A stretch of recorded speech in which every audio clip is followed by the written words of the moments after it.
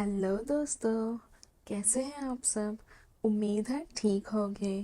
Thank you so much for your support, for subscribing to my channel and for liking the videos. Please don't forget to subscribe to my channel and don't forget to like my videos. It really helps a lot.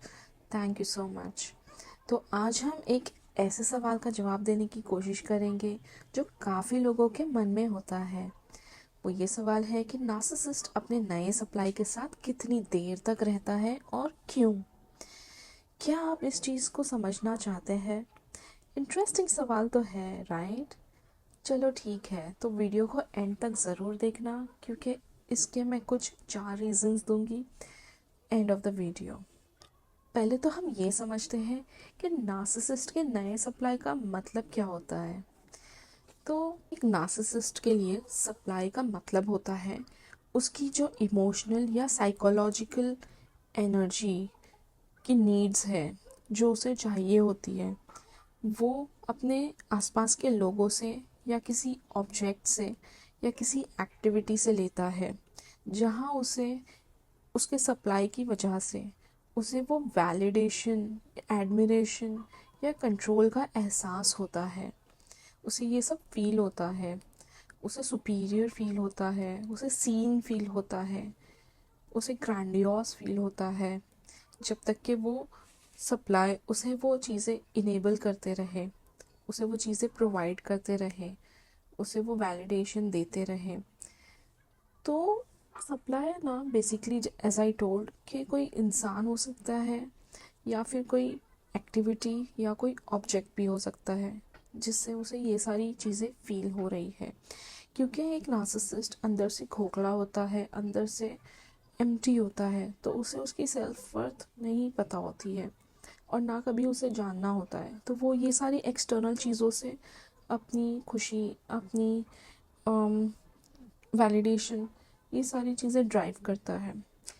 तो जब एक supply उसके लिए काम नहीं करता या उसकी उम्मीदों के हिसाब से खरा नहीं उतरता, क्योंकि वो सप्लाई को शायद उसकी चीज़ें, उसकी टैक्टिक्स, उसकी टॉक्सिसिटी पता चल गई हो और वो सप्लाई ने उसका साथ छोड़ दिया हो, तो अब वो ढूंढने जाता है, अब वो निकलता है अपने नए सप्लाई, अपने नए टारगेट की खोज में। और ये पूरा एक साइकिल होता है basically, from looking for the new supply till the discard and then jumping again to another new supply. ठीक है, तो आइए जानते हैं नार्सिसिस्ट और नए सप्लाई की जर्नी। बेसिकली इसको मैंने 4 स्टेजेस में डिवाइड किया है और ये जो 4 स्टेजेस हैं वो on and on continuously, consistently narcissist की लाइफ में चलता रहता है। और जब तक कि कोई सप्लाई, फॉर एग्जांपल उसका रोमांटिक पार्टनर, अगर वो ऑलरेडी उसकी लाइफ में है और उसने ये 4 स्टेजेस कंप्लीट कर लिए हैं नार्सिसिस्ट के साथ, फिर भी वो उसकी लाइफ में रुका है, उसने ये टॉक्सिसिटी से बाहर नहीं निकला है, तो ये स्टेजेस रिपीट होते रहेंगे, ये साइकिल चलती रहेगी, सेम पैटर्न चलते रहेंगे। It will never stop because the narcissist will never change. Okay, but the only change will be that the supply will leave the narcissist, or else the narcissist will get bored of the supply, जहाँ उसे उतनी ज़्यादा energy, उतना ज़्यादा admiration या उतना ज़्यादा value नहीं मिल रहा है, तो वो दूसरा सप्लाई ढूंढेगा, बट साइकिल सेम रहेगी। ठीक है, तो साइकिल का फर्स्ट स्टेज ये है कि आइडियलाइजेशन। ओके, तो इस स्टेज में नार्सिसिस्ट अपने जो नए व्यक्ति है उसको एकदम परफेक्ट या आइडियल समझता है खुद के लिए।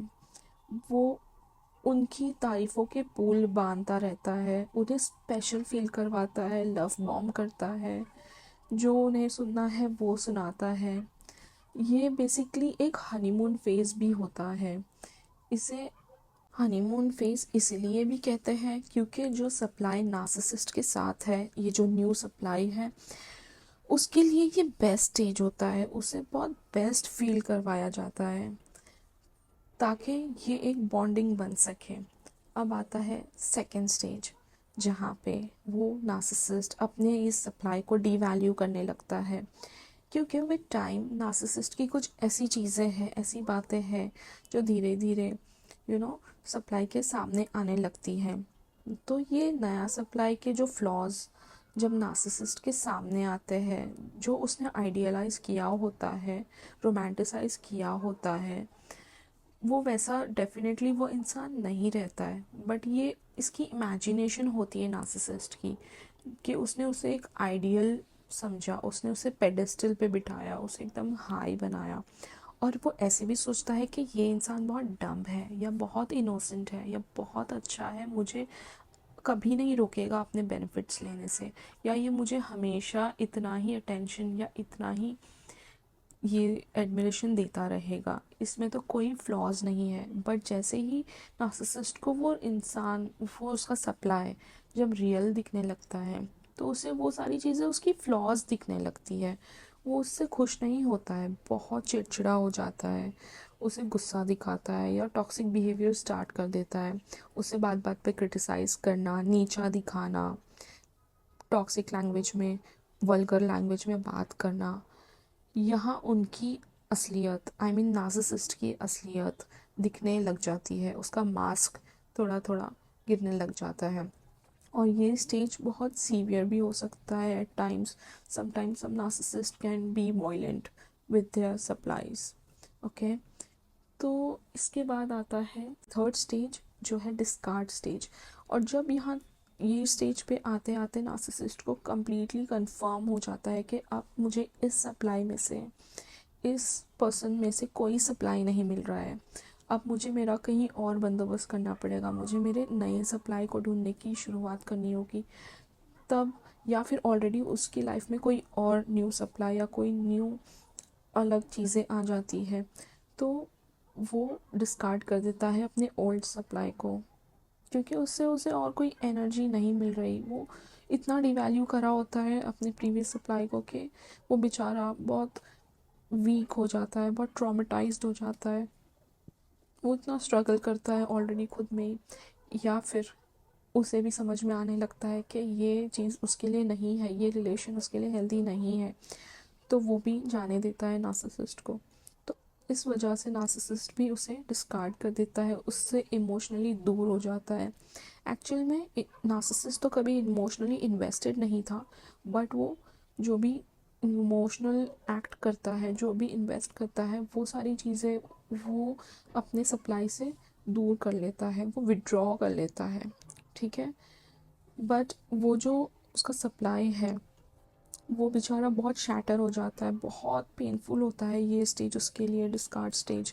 क्योंकि इस स्टेज में उसे वो सारी उम्मीदें खो देता है कि जो भी उस नार्सिसिस्ट ने उसे दिखाया था, फॉल्स होप्स दी थी, फ्यूचर फेक किया था, वो सारी चीज़ें उसे नहीं होते हुए दिखती है अपनी आंखों के सामने। और ये एकदम से शॉक रहता है उसके लिए, ये ट्रॉमेटिक होता है बहुत इंसिडेंट, कि ऐसे कैसे कोई इंसान जिसको मैंने इतना चाहा, वो इतना क्रूअल्टी से मुझे इतना पेनफुली मुझे छोड़ सकता है। वो कोई ऐसी हरकत करता है नार्सिसिस्ट, जैसे कि वो चीट करेगा, या फिर कुछ बहुत ही ज़्यादा मिसबिहेव करेगा, या चोरी करेगा आपका कुछ सामान, या वायलेंस करेगा, तो जिससे आप पूरे शैटर हो जाते हैं। ये जो न्यू सप्लाई था उसका, वो अब एक ओल्ड सप्लाई और यूजलेस पर्सन बन गया है उसके लिए, जिसके पास से उसे कुछ नहीं मिल रहा। फिर वो नार्सिसिस्ट चला जाता है अपने न्यू सप्लाई के पास। बट एक और स्टेज है यहाँ पे, लास्ट स्टेज है होवरिंग, जिसमें वो वापस आता रहता है, क्योंकि वो न्यू सप्लाई से उसे इतना इजी नहीं होता है कि इतना ज़्यादा अटेंशन, इतना ज़्यादा प्यार और एडमिरेशन मिले। तो उसे उसे न्यू सप्लाई में फिर बहुत मेहनत करनी पड़ती है, ग्रूमिंग करनी पड़ती है। तो बट उसे जो ऑलरेडी मिल रहा होता है प्रीवियस सप्लाई से, उससे वो कंपेयर करने लगता है। तो वो देखता है कि नहीं, मुझे कंपैरेटिवली ये मुझे न्यू सप्लाई कुछ नहीं मिल रहा, तो वो वापस भाग के ओल्ड सप्लाई के पास जाता है। इसको कहते हैं हूवरिंग करना। तो वो हर कोशिश करता है अपनी, कि कैसे मैं ये अपने ओल्ड सप्लाई को इससे और मैं क्या निकाल सकूं। वो बस इसी रीज़न से जाता है कि और क्या मुझे मिल सकता है इससे, मुझे जो इंटेंसिटी, मिल रही थी, जितना मुझे ज़्यादा लेवल का मुझे इससे एनर्जीज या सप्लाई मिल रहा था, मुझे वो कैसे मिलेगा वापस, मुझे चाहिए। ठीक है, क्योंकि वो खुद भी लोनली फील करने लगता है, वो खुद भी इनसिक्योर फील करने लगता है, क्योंकि वो इंटेंसिटी उसे नहीं मिलती है एकदम से कोई न्यू सप्लाई के पास, राइट। तो वो वापस आता है, और ये अपने सेल्फिश रीजंस की वजह से आता है, राइट दोस्तों। क्योंकि वो ये नहीं सोचता कि सामने वाले इंसान को मैंने हर्ट किया था, मैं चेंज करूँ अपने वेज, मैं हेल्दी रिलेशनशिप में आऊँ, या मैंने कुछ गलत किया और वो इंसान कैसे करेगा मुझे माफ़, या मुझे कुछ उसके लिए करना चाहिए, सही करना चाहिए सिचुएशन को। नहीं, वो ये सब नहीं सोचता। वो बस लाइफ में आने के लिए कुछ भी कर सकता है, क्योंकि उसको उसका सप्लाई चाहिए जो उसने खो दिया है, जो उसको मिलता था इजीली। मुझे लगता है उसने बहुत बड़ी गलती कर दी, अपना सारा सप्लाई खो के। तो वो हर तरह की कोशिश करता है वापस जाने के लिए लाइफ में, या आपको अपनी लाइफ में वापस लाने के लिए। तो इसमें वो आपको लव बॉम्बिंग कर सकता है, या फिर विक्टिम कार्ड प्ले कर सकता है, या फिर आपको गिल्टी फील करवा सकता है कि आप गलत किया। ये सब बहुत सारी टैक्टिक्स, बहुत सारे मैनिपुलेशंस वो इस्तेमाल करता है कि आप किसी तरह से उससे फिर से वो सप्लाई दें। वो शायद फेक माफ़ी भी मांगे, वो कुछ टाइम के लिए अच्छा बिहेव भी करने लगे, लेकिन अगर आपने उसे इस टाइम पे एक्सेप्ट कर लिया, तो ये स्टार्ट हो जाएगी आपकी साइकिल अगेन। और वो न्यू सप्लाई तो रहेगा ही एज एन ऑप्शन, बट ये अपने ओल्ड सप्लाई से वापस से वो भी आपको भी एक न्यू सप्लाई की तरह देखेगा। ठीक है, तो वापस से एक ये साइकिल स्टार्ट होगी, जिसमें फर्स्ट स्टेज आ जाएगा आपका आइडियलाइजेशन स्टेज, जो कि ये बहुत नाइंसाफ़ी है उस इंसान के साथ भी जो वो आइडियलाइज कर रहे हैं, नार्सिसिस्ट, अपने माइंड में फेक इमेज अपने सप्लाई की, वो सप्लाई एक्चुअल में है ही नहीं, राइट। तो ये उनके साथ भी नाइंसाफ़ी है। फिर से ये जाता है अगेन, उसको फ्लॉज दिखने लगते हैं, फिर डिवैल्यूएशन स्टेज, फिर से डिस्कार्ड स्टेज, और फिर से होवरिंग स्टेज। तो ये चलता रहता है, चलता रहता है, unless and until the person decides कि नहीं मुझे निकलना है इस चीज़ से, अनलेस एंड अनटिल उसे रियलाइज़ होता है कि नहीं, मेरे लिए मैं इम्पॉर्टेंट हूँ, मेरी हेल्थ इम्पॉर्टेंट है, मेरी हैप्पीनेस इम्पॉर्टेंट है। I can not let any one control me और misbehave with me or deteriorate my life. There is no growth, there is only stagnancy. मुझे इससे बाहर निकलना है, मुझे ग्रो करना है, मुझे हेल्दी रिलेशनशिप्स में जाना है। और उसने अपने लिए प्रोफेशनल हेल्प सीख करी, थेरेपिस्ट के पास गए, इन चीज़ों पे अपने आप को नॉलेज दी, एजुकेट किया, तब जाके ये सप्लाई एक स्ट्रॉन्ग सप्लाई बन जाता है, जो कभी नहीं मिलता नार्सिसिस्ट को वापस। तो वो उसके लिए वैल्यूएबल नहीं है। अब तो वो कितना भी ओवर करे, अगर आप कंसिस्टेंट हो कि आप नहीं गिव इन करोगे, कोई भी टैक्टिक्स में, कोई भी गेम्स में उसके नहीं फंसोगे, तो आप जीत गए। You are a winner, you don't want to go back into that miserable situation, right. तो अब ये जो न्यू सप्लाई है उसका, वो ये सारी चीज़ें झेलेगा। वो ये, क्योंकि इनके लिए इंसान टू इंसान कोई मतलब नहीं होता, चीज़ों से कोई मतलब नहीं होता, जब तक कि इनका वो एक्सचेंज हो रहा है। एक्सचेंज भी नहीं, I can see one sided होता है ये, जब तक कि वो सक कर रहे हैं वो सारी एनर्जी, राइट, तब तक के। और जब पूरा खोखला हो जाएगा इंसान, शेल ऑफ अ पर्सन बन जाएगा, तब वो चले जाते हैं, but they might still try after some time, they might still keep coming back, still who are you. Sometimes even heard this happens for years and years, even after 7 years, 10 years, okay, 15 years. I've seen that myself. For me it happened after 7 years, and also like within months. So it all depends on you if you take back this narcissist in your life and continue the same cycle, because it's not going to change no matter what time, how many years, or what all efforts you will make. It doesn't matter. So rather, please focus on yourself and make those efforts to change your life, and stop focusing on the narcissist and to change the situation. आपको जब red flags दिख जाता है तो please leave it and let it go, let God in. आपको God ने कुछ सोच के ही ये सारी चीज़ें रिवील करी है, तो मत रहिए ऐसे मिजरेबल सिचुएशन में, ठीक है। बट अब ये जानना भी ज़रूरी है कि नार्सिसिस्ट के साथ इतनी देर तक कोई भी सप्लाई क्यों रहता है, यू नो, या वो कितना लॉन्ग टाइम रह सकता है। सो बेसिकली इसमें यही है कि जब वो सप्लाई को अपनी वैल्यू नहीं पता होती है, वो टॉक्सिसिटी के लिए भी सेटल हो जाता है, तो वो सप्लाई बहुत लॉन्ग टाइम उसको देता रहेगा नार्सिसिस्ट को, और वो बहुत लॉन्ग टाइम ये चीज़ चला सकता है। तो इसका ये भी रीज़न हो, नार्सिसिस्ट भी उसे नहीं छोड़ता इसलिए क्योंकि उसकी क्वालिटी बहुत अच्छी है। वो कंटिन्यूसली उसे लॉन्ग टाइम सप्लाई देता रह रहा है, देता रह रहा है, देता रह रहा है, even after getting very weak और ट्रॉमेटाइज्ड और स्ट्रेस्ड, वो सप्लाई उसे छोड़ के ही नहीं जा रहा है क्योंकि वो खुद भी कोडिपेंडेंट बन गया है। तो ये नार्सिसिस्ट के लिए एक बहुत अच्छा मौका होता है कि वो ऐसे इंसान को, ऐसे इंसान से कंट्रोल करके या मैनिपुलेट करके काफ़ी सारा सप्लाई एक्सट्रैक्ट कर सके और ये लंबे टाइम तक उसे अपने साथ रखे। भले से वो कहीं और भी कोशिश करेगा दूसरे सप्लाईज के लिए, लेकिन ये उसका एक मेन सप्लाई रहेगा और ये बहुत लॉन्ग टाइम चलेगा फिर, जब तक कि वो इंसान खुद नहीं चाहता कि मैं इससे बाहर निकलूँ, या अपनी हैप्पीनेस को प्रायोरिटी नहीं देता, अपनी हेल्थ को प्रायोरिटी नहीं देता, तब तक वो इंसान बहुत अच्छे से बहुत लॉन्ग टाइम ये रिलेशन चला सकता है, ठीक है। और अगर दूसरा ऑप्शन ये भी है कि नार्सिसिस्ट के पास ऑप्शंस क्या है क्या नहीं है। अगर नार्सिसिस्ट के पास ऑप्शंस ज़्यादा है, उसे कोई बहुत ज़्यादा स्ट्रॉन्ग दूसरा सप्लाई मिल जाता है, तो ये रिलेशनशिप कम टाइम चलेगा, या फिर उसके पास नए सप्लाई के अलावा और कोई दूसरे ऑप्शंस नहीं है, बहुत कम है, तो वो बहुत लॉयल रहेगा अपने फ़ायदे के लिए इस नए सप्लाई के साथ, ठीक है। और कई दफ़ा न्यू सप्लाई के ये रीज़न भी रहते हैं लॉन्ग टाइम नार्सिसिस्ट के साथ रहने के लिए। कुछ प्रैक्टिकल रीजंस मैं बताऊंगी, जो कि है फाइनेंशियल डिपेंडेंसी। तो नार्सिसिस्ट तो पहले आपको, अगर आप फाइनेंशियली डिपेंडेंट नहीं भी हो, आप खुद अर्न भी कर रहे हो या कोई ना कोई सोर्स है आपका, पहले तो नार्सिसिस्ट उसे आपकी लाइफ से हटाने की बहुत कोशिश करेगा। काफ़ी टाइम वो लोग सफल भी हो जाता है इस चीज़ में। लेकिन आपकी अगर फाइनेंशियल डिपेंडेंसी ऑलरेडी नार्सिसिस्ट पे ही है, तो ये भी एक बहुत बड़ा रीज़न हो सकता है कि आप इस रिलेशनशिप को बहुत लंबा चला रहे हो, राइट।